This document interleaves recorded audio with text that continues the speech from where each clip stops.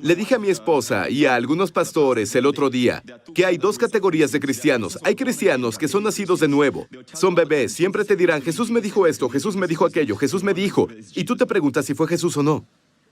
No conocen la Biblia, pero conocen a Jesús. ¿Sí?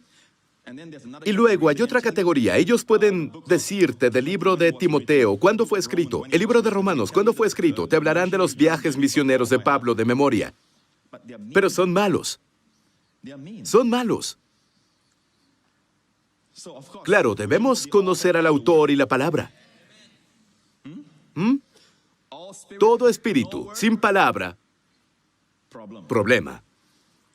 Todo palabra sin espíritu, el problema es que muchos de nosotros sabemos ahora, en este año, pasada la marca de los 2000 años, muchos cristianos han tenido demasiada palabra y poco espíritu. Si han estado aquí por un tiempo, hemos escuchado muchas enseñanzas. Tenemos demasiada palabra, poco espíritu. Todo palabra y sin espíritu, te secas todo. Espíritu sin palabra, explotas. Todo palabra y todo espíritu, creces. Cuando vemos su actitud, el mismo destino ha tenido el Evangelio hoy. Cuando predicas el verdadero evangelio, el diablo, a él no le importa que prediques un evangelio adulterado, a él no le importa que prediques otro evangelio, pero en el momento en que predicas el evangelio de gracia, donde se revela la justicia de Dios, predicas ese evangelio y el infierno se abre. Están escuchando y la acusación no es, no, él no nos está diciendo que pequemos, ¿de acuerdo? No es así.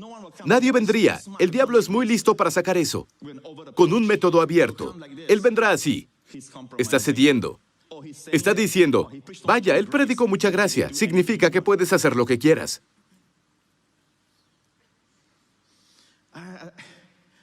En serio, es muy sutil hasta el punto en que la gracia fue quitada. Otro evangelio llegó en su lugar. ¿Recuerdan cuando Dios sacó a los hijos de Israel fuera de Egipto? Ellos no sabían los 10 mandamientos, ellos no conocían la ley. Eran esclavos, crecieron en Egipto. Solo conocían los latigazos en su espalda y Dios los sacó con sangre. Ellos se quejaron y murmuraron. Sabemos que la queja y la murmuración son pecados y Dios los perdonó, ninguno de ellos murió. Se quejaron. Dios escuchó su clamor, Dios abrió el mar rojo. Estuvieron bien por 3 días. Se quejaron en las aguas amargas de Mara. Dios hizo las aguas dulces por la cruz, la madera. ¿De acuerdo? Y luego estuvieron bien. Ahora tenían hambre. Se quejaron de nuevo. Nadie murió cuando se quejaron. Quejarse es pecado. Después del monte Sinaí, cuando se quejaron, cayeron muertos. Pero hasta aquí se quejaron y no cayeron muertos. Todo el tiempo.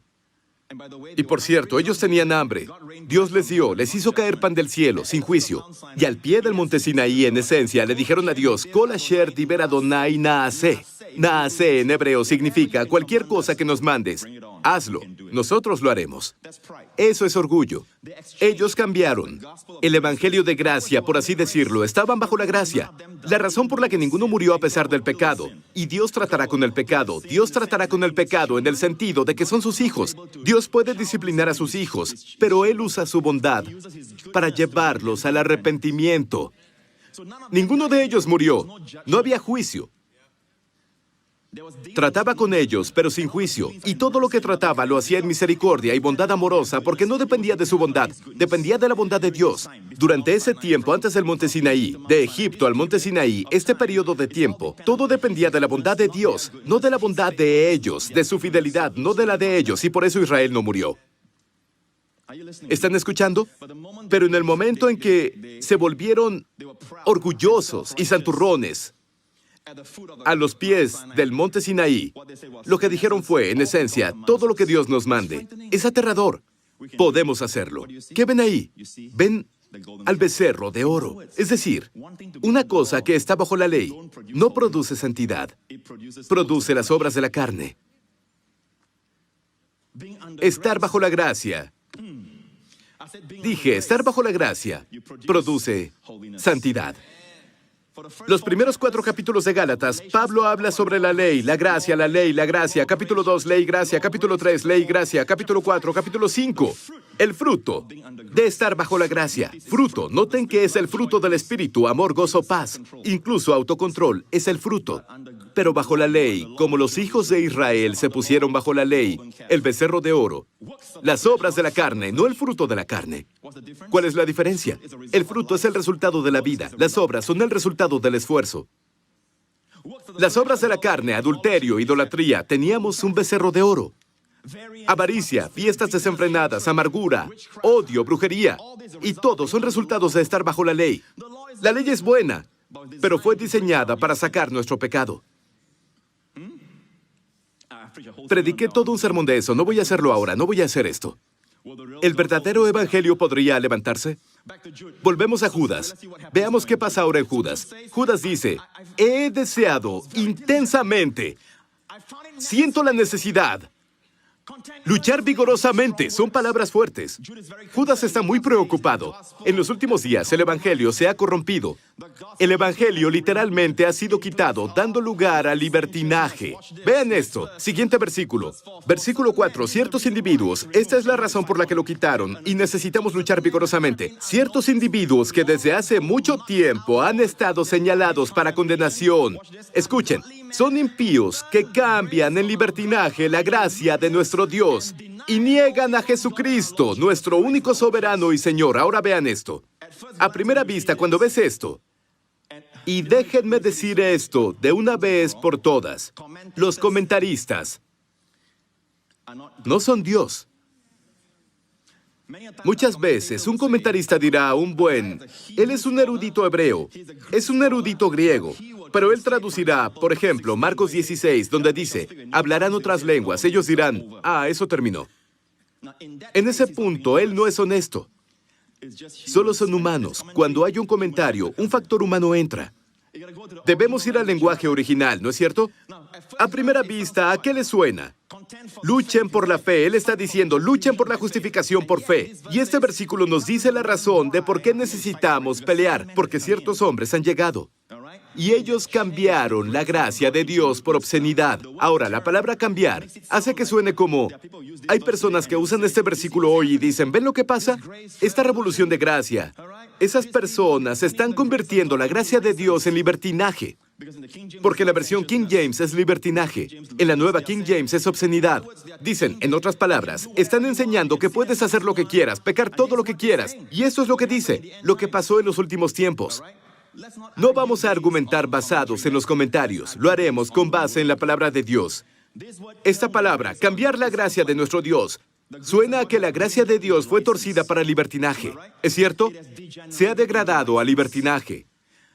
Cuando en realidad el lenguaje original nos dice que la gracia de Dios fue quitada. Voy a probarles eso. Esto no es comentario, es la palabra de Dios, como Dios la dio en griego. ¿De acuerdo? La palabra cambiar es la palabra metatitemi, ¿sí? Metatitefemi. Así se pronuncia, metatitefemi, ¿de acuerdo? Debemos dejarlo escrito así porque Strong la deletrea así. Quiero que todos busquen en sus Strongs y digan, oye, se pronuncia metatitetimi, ¿de acuerdo? Pero en griego se pronuncia metatifemi, femi, ¿sí? No es importante. Lo que importa es el significado. Metatitemi significa trasponer. Ahora, ¿quién dice eso? Thayer, un increíble erudito griego, que en muchas de sus Biblias, en sus estudios bíblicos y todo eso, usan a Thayer.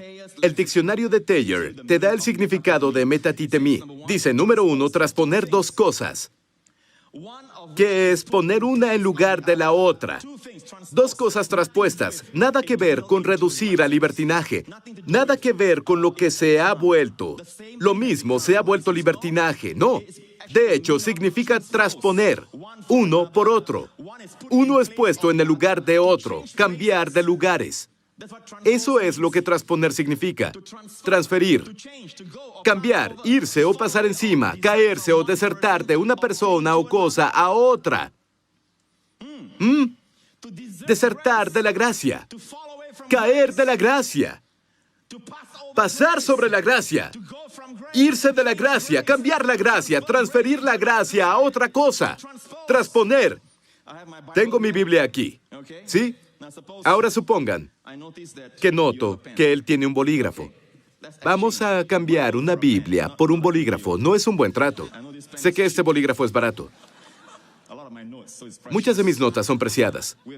Hemos traspuesto, hemos cambiado. De hecho, reviso el diccionario. Nuestro diccionario dice intercambiar. Eso significa trasponer. En el griego, uno ha sido puesto en lugar del otro. Ahora tengo un bolígrafo. No, amigos, luchen vigorosamente por el Evangelio. Ha sido quitado. ¿Sí? No es barato si lo usas para Dios. Para la gloria del Señor, amén.